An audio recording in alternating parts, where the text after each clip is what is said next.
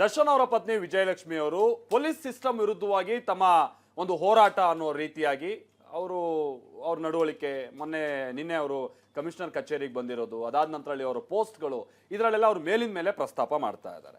ಅವರು ಒಂದು ವಿಚಾರ ಬಹಳ ಕ್ಲಿಯರ್ ಆಗಿ ಉಲ್ಲೇಖ ಮಾಡ್ತಾ ಇರೋವಂಥದ್ದು ಅಂತಂದ್ರೆ, ಒಬ್ರು ನಟಿ ಬಂದ್ರೆ ಬಹಳ ಕ್ವಿಕ್ ಆಗಿ ನೀವು ಕಂಪ್ಲೇಂಟ್ ರಿಸೀವ್ ಮಾಡ್ತೀರಾ, ಅಂಥವ್ರನ್ನ ಹಿಡಿತೀರಾ.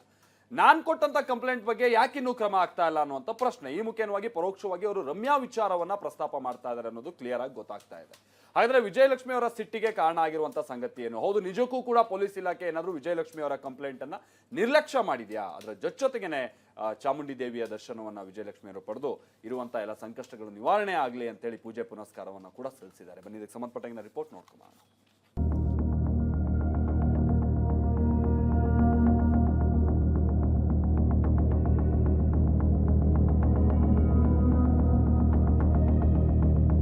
ಚಾಮುಂಡಿ ತಾಯಿಗೆ ವಿಶೇಷ ಪೂಜೆ ಸಲ್ಲಿಸಿದ ವಿಜಯಲಕ್ಷ್ಮಿ.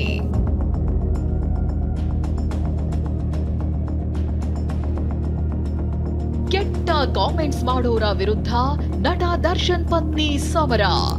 ಜಾಲತಾಣದಲ್ಲಿ ಕೆಟ್ಟ ಕಾಮೆಂಟ್ಸ್ ಮಾಡೋ ಕಿಡಿಗೇಡಿಗಳಿಗೆ ತಕ್ಕ ಶಾಸ್ತಿಯಾಗಬೇಕು ಅಂತ ವಿಜಯಲಕ್ಷ್ಮಿ ಪೊಲೀಸ್ ಠಾಣೆ ಮೆಟ್ಟಿಲೇರಿದ್ರು. ಸ್ಕ್ರೀನ್ ಶಾಟ್ ಸಮೇತ ಬೆಂಗಳೂರು ಸಿಟಿ ಸೈಬರ್ ಕ್ರೈಂ ಪೊಲೀಸರಿಗೆ ದೂರು ನೀಡಿದ್ರು. ಆದ್ರೆ ಇದುವರೆಗೂ ಯಾವುದೇ ಕ್ರಮ ಆಗಿಲ್ಲ.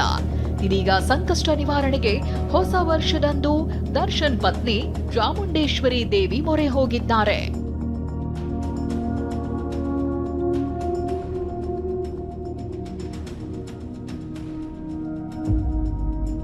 ಇಂದು ಮೈಸೂರಿನ ಚಾಮುಂಡಿ ಬೆಟ್ಟಕ್ಕೆ ಆಗಮಿಸಿದ ದರ್ಶನ್ ಪತ್ನಿ ವಿಜಯಲಕ್ಷ್ಮಿ ತಾಯಿಗೆ ವಿಶೇಷ ಪೂಜೆ ಸಲ್ಲಿಸಿದ್ರು. ಇಷ್ಟಾರ್ಥ ಸಿದ್ಧಿಗಾಗಿ ಪ್ರಾರ್ಥನೆ ಮಾಡಿದ್ರು. ಇನ್ನು ದರ್ಶನ್ ಪತ್ನಿ ಜೊತೆ ನಟ ಧನ್ವೀರ್ ಕೂಡ ದರ್ಶನ ಪಡೆದ್ರು.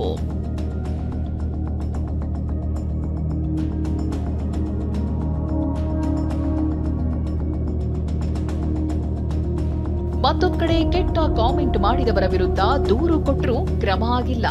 ವಿಜಯಲಕ್ಷ್ಮಿ ಕಂಪ್ಲೇಂಟ್ ಕೊಟ್ಟು 1 ವಾರ ಕಳೆದೋಗಿದೆ. ಇದರಿಂದ ಅಸಮಾಧಾನ ಹೊರಹಾಕಿದ ವಿಜಯಲಕ್ಷ್ಮಿ, ಬೇರೆಯವರು ದೂರು ಕೊಟ್ಟ ತಕ್ಷಣವೇ ಕ್ರಮ ಆಗುತ್ತೆ, ನಾನ್ ದೂರು ಕೊಟ್ರೆ ಕ್ರಮ ಆಗಿಲ್ಲ, ಇದನ್ನ ನಾನು ಸುಮ್ಮನೆ ಬಿಡೋದಿಲ್ಲ ಅಂತ ಜಾಲತಾಣದಲ್ಲಿ ಆಕ್ರೋಶ ಹೊರಹಾಕಿದ್ರು. ಕಾನೂನು ಎಲ್ರಿಗೂ ಒಂದೇ ಅಂತ ನಾನು ಯಾವಾಗ್ಲೂ ನಂಬಿದ್ದೆ. ಆದ್ರೆ ಈ ಅನುಭವ ನನ್ನ ಆ ನಂಬಿಕೆಯನ್ನ ಪ್ರಶ್ನಿಸುವಂತೆ ಮಾಡಿದೆ. ನಾನು ದಾಖಲಿಸಿದ ದೂರು ಸಂಪೂರ್ಣವಾಗಿ ನಿರ್ಲಕ್ಷಿಸಲ್ಪಟ್ಟಿದೆ. ಆದರೆ ಬೇರೊಬ್ಬ ಮಹಿಳೆಯ ದೂರಿನ ಬಗ್ಗೆ ಒಂದೇ ದಿನದಲ್ಲಿ ಕ್ರಮ ಕೈಗೊಂಡಿದ್ದಾರೆ. ಇದು ನನಗೆ ಆಶ್ಚರ್ಯ ತಂದಿದೆ.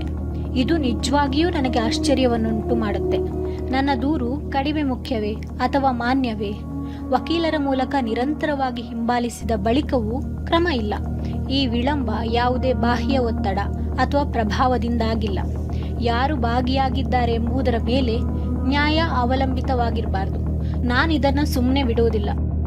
ದರ್ಶನ್ ಪತ್ನಿ ವಿಜಯಲಕ್ಷ್ಮಿ ಆರೋಪವನ್ನ ಪೊಲೀಸ್ ಕಮಿಷನರ್ ತಳ್ಳಿ ಹಾಕಿದ್ದಾರೆ. ನನ್ನ ಪ್ರಕಾರ ಆ ಥರದ್ದು ಸುಳ್ಳು. ಪೊಲೀಸ್ ಎಲ್ಲರಿಗೋಸ್ಕರ ನಾವು ಇದ್ದೀವಿ. ನಾವು ಇಂಥ ವರ್ಗವರು, ಇಂಥ ಗ್ರೂಪು, ಇಂಥವ್ರಿಗೋಸ್ಕರ ಇಲ್ಲ. ಕ್ರೈಮ್ ರಿಜಿಸ್ಟರ್ ಆದಮೇಲೆ ನಾವು ಕ್ರಮ ತಗೊಳ್ತೀವಿ ಆ್ಯಸ್ ಪರ್ ಲಾ. ಈ ಕೇಸಲ್ಲಿ ಕೂಡ ತಕ್ಷಣ ನಮ್ಮವರು ಕೇಸ್ ರಿಜಿಸ್ಟರ್ ಮಾಡಿದ್ದಾರೆ. ಅದೂ CCB ಲೆವೆಲಲ್ಲಿ ಮಾಡಿದ್ದೀವಿ. ತನಿಖೆ ಕೂಡ ನಡೀತಾ ಇದೆ. ಇನ್ನು ಇದೇ ವಿಚಾರಕ್ಕೆ ಪ್ರತಿಕ್ರಿಯೆ ನೀಡಲು ನಟ ಸುದೀಪ್ ನಿರಾಕರಿಸಿದ್ದಾರೆ.